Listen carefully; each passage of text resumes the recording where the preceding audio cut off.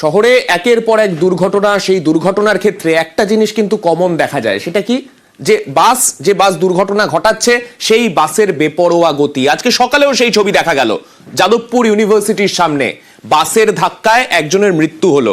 বাইকে করে যাচ্ছিলেন দম্পতি, তারা যখন যাচ্ছিলেন সেই সময় দুর্ঘটনার কবলে পড়েন তারা। 2.5 বছরের মেয়েকে নিয়ে যাওয়ার সময় এই দুর্ঘটনায় শিশুটির মা, সেই মহিলা মৃত্যু হয় এবং তার সেক্ষেত্রে আমরা যেটা দেখতে পাই, বাইকে করে যাওয়ার সময় দুর্ঘটনার কবলে দম্পতি পড়েন এবং শিশুটির বাবা, সেও কিন্তু এখনো পর্যন্ত যথেষ্ট গুরুতর আহত অবস্থায়, তিনিও হাসপাতালে ভর্তি। চলে যাব, আমাদের প্রতিনিধি সুস্মিতা রয়েছেন আমাদের সঙ্গে, আমি সুস্মিতার কাছেই সরাসরি চলে যাব। সুস্মিতা, যে ছবি আমরা দেখতে পেলাম সকালবেলা, সেই বেপরোয়া গতি এবং এক্ষেত্রে আজকে আবার সরকারি বাস, এতদিন কিছু ক্ষেত্রে আমরা দেখছিলাম বেসরকারি বাসের রেষারেষি কারণ হয়ে দাঁড়ায়, কিন্তু আজকে দেখলাম সরকারি বাসের বেপরোয়া গতি। কিভাবে ঘটলো ঘটনাটা? তুমি ঘটনাস্থলে গেছিলে, স্থানীয় মানুষজন, প্রত্যক্ষদর্শীদের সঙ্গে কথা বলেছো, কি জানালেন তারা?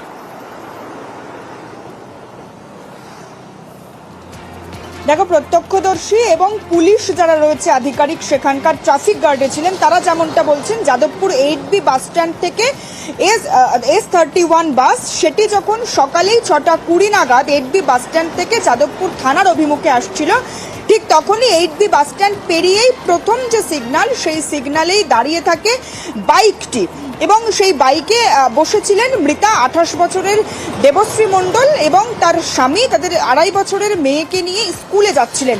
ঠিক তখনই পেছন থেকে বাইকে অতর্কিতে ধাক্কা মারে বাসটি এবং পরক্ষণেই যে মৃতা দেবশ্রী মণ্ডল, তিনি পড়ে যান বাইক থেকে এবং রাস্তায় পড়ে লোহার একটি বিমে মাথা লেগে ঘটনাস্থলে মৃত্যু হয় মৃতার।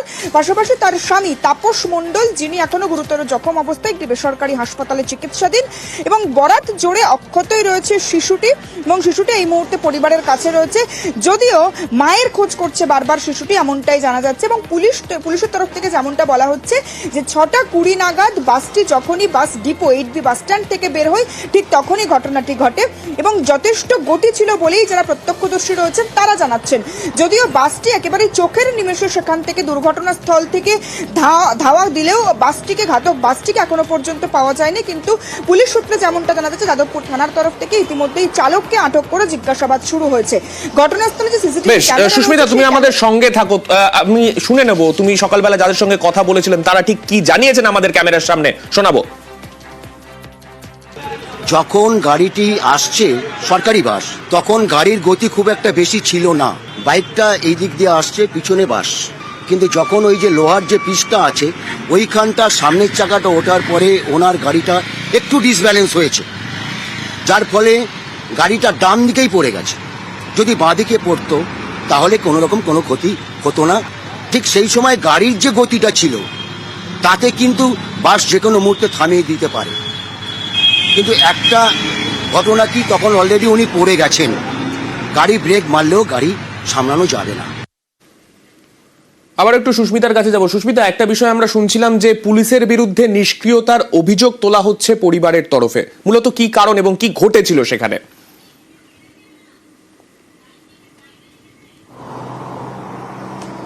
দেখো, মৃতার পরিবারের তরফ থেকে বলা হচ্ছে যে পুলিশ সেই সময় ঘটনাস্থলে যে মৃতা, তার দেহ তুলতে বা হাসপাতালে নিয়ে যেতে কোনো রকম সহায়তা করেনি এবং যারা স্থানীয় লোকজন ছিলেন তাদের তদারকিতে, তাদের তৎপরতাতেই মৃতাকে বাঘাযতীন হাসপাতাল পর্যন্ত পৌঁছানো হয়েছে।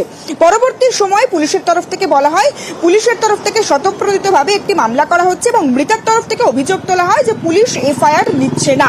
গোটা বিষয়টিকে কেন্দ্র করে এই মুহূর্তে মৃতার যারা পরিবারের সদস্য, তারা চাইছে ওই সরকারি বাসের বিরুদ্ধে পদক্ষেপ গ্রহণ করুক যারা যাদবপুর থানার পুলিশ আধিকারিক রয়েছেন তারা, এবং পুলিশের কাছে তারা বারংবার সিসিটিভি ফুটেজ দেখার চেষ্টা করেন, দেখার আবেদনও জানান, কিন্তু পুলিশের বেশ কিছু প্রসেস রয়েছে, নিয়মাবলী রয়েছে, যার পরিপ্রেক্ষিতে এই মুহূর্তে মৃতার পরিবারের সদস্য, তাদেরকে সিসিটিভি ফুটেজ দেখানো সম্ভব না হলে পরবর্তী সময় দেখানো হবে বলেও আশ্বাস দেওয়া হয়েছে পুলিশের তরফ থেকে।